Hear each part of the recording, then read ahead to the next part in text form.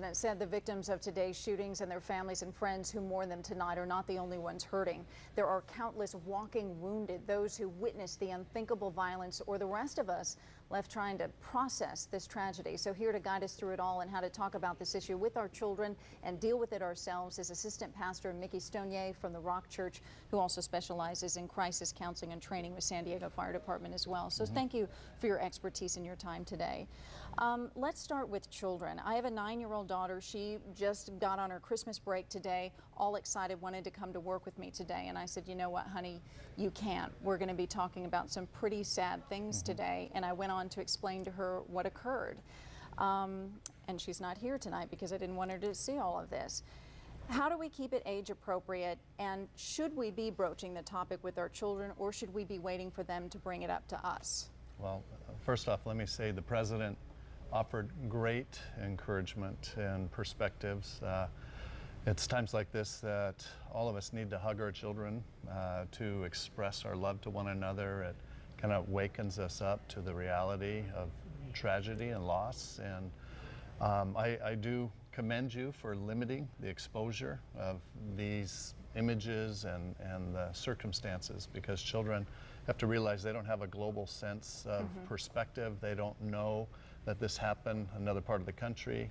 In their mind, especially younger children, this could be just down the street. So sometimes children have a lot of fears, and what's very appropriate is that we take extra time to talk and really ask questions, not speaking to them, but listening and doing what you do naturally, your normal routines, but enter into those conversations. But it's okay to bring it up to them first? Yes, absolutely.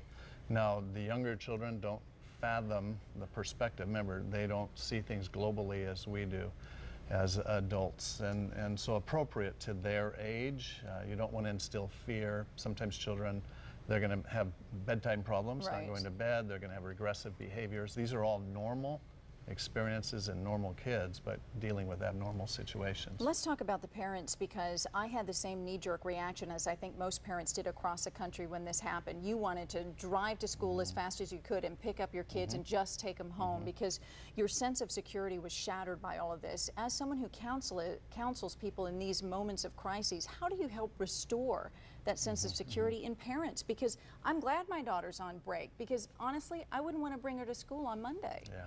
Well, what the school, you could see from the news reports, the school had a lot of protocols in place. No one could have stopped this necessarily, but as they have their lockdown and appropriate reactions that they took, I think it's important for us to, for preparedness, both for our school district. I know they're very prepared, they work through their drills, but to take it seriously, and it goes to family preparedness. The Office of Emergency Service offers ongoing encouragement for us to be prepared for not only tragedy but community disasters. There was an earthquake last night.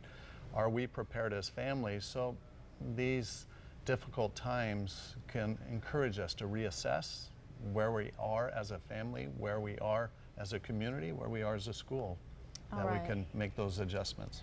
Well, thank you for your insight, Mickey Stonier. We should certainly appreciate your time. Well, thank you. All right, Lauren, over to you. We've had experience with these things before. The school